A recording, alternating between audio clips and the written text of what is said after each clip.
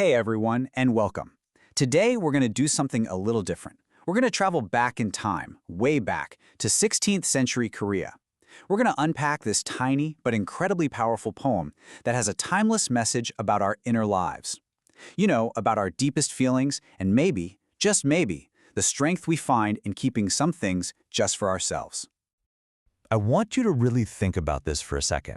Have you ever had a feeling that was so pure, so delicate, that the very thought of sharing it, of putting it out there for the world to see and maybe judge, it just felt wrong? Like you had to build a little fortress around it just to keep it safe. Well, that exact feeling, that's what we're diving into today. It's perfectly captured in this amazing 16th century Korean poem called A Woman's Lament, or Gyu-won-si. And get this, the poet, a scholar named M.G., built this entire world of emotion using just 20 characters. 20! It's absolutely incredible. Okay, so let's get into it. First up, a portrait in 4 lines. Before we start breaking it down piece by piece, I want you to just see it, to experience the poem as a single work of art. Think of it like a photograph, a single, beautiful, and heartbreaking moment frozen in time. And there it is. That's the whole thing. 20 characters, 4 lines. It seems so simple, doesn't it? But every single one of those characters is like a perfect brushstroke in this tiny masterpiece. All right, let's dive in. So here's our first line. Right away, it paints a picture, it sets the scene, and it introduces who this whole poem is about, all with incredible efficiency. Let's see how it's built. Okay, let's look at the individual pieces here. The first character is ship, which is pronounced ship in Korean, and it means 10. It's followed by o, pronounced o, which means 5. Simple enough, right? Sippo, 15. Next up is y, read as wool, which is the name of an ancient state. Then we have gi, or gye, which means stream, and the line ends with nyeo, meaning woman or girl. So you put it all together, and you get a 15-year-old girl from the Wol-gye stream. But here's where it gets really cool. This isn't just any girl by any stream. The term Wol-gye-nyeo is a huge cultural reference. It's an allusion to a legendary beauty from ancient China who was famously discovered by a stream. So by using this specific phrase, the poet is giving us a massive clue. He's telling us that this girl's feelings are incredibly pure, innocent, and beautiful, just like this legendary figure. All right, moving on to the second line. This is really the core of the whole poem. This is where you find the central conflict, the real drama of the story. Just take a look at these characters. You can almost feel the tension, can't you? This line describes the moment of parting, the goodbye. But what makes it so powerful is what isn't there: words. Let's pull this one apart. First, we have shu, pronounced su. This means to be shy or even ashamed. Then we have ren, or in, which means person, or in this case, others. Next is mu, a really powerful character. That means without or none.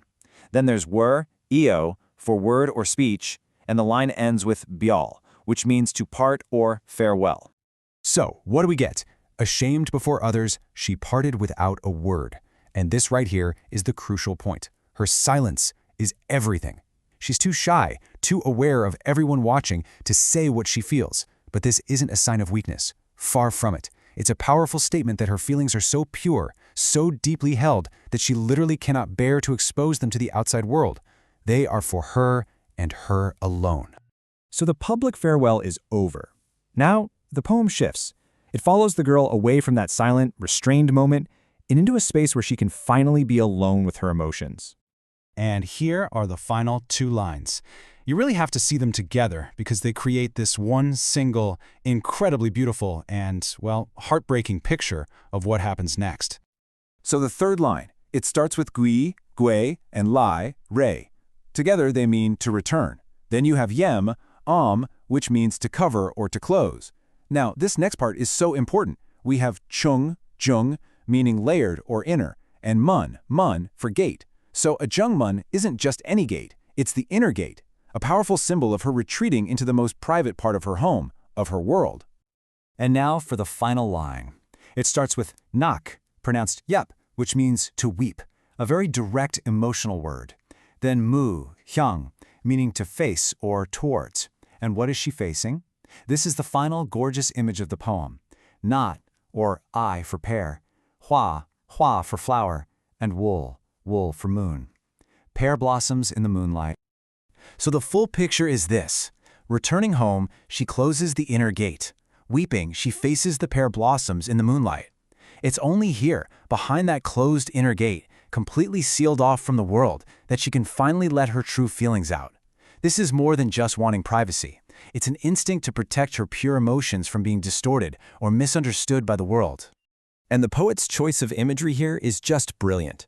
The pear blossoms, with their pure white color, are a perfect mirror for the innocence of her affection. And then you have the moon, silent, serene, acting as this calm, non-judgmental witness to her private sorrow. This contrast between the quiet beauty of nature and her inner turmoil makes her loneliness and her grief feel even more profound. Okay, so beyond the beautiful words and the sad story, what's the lasting wisdom here? What can this little poem from the 16th century teach us today?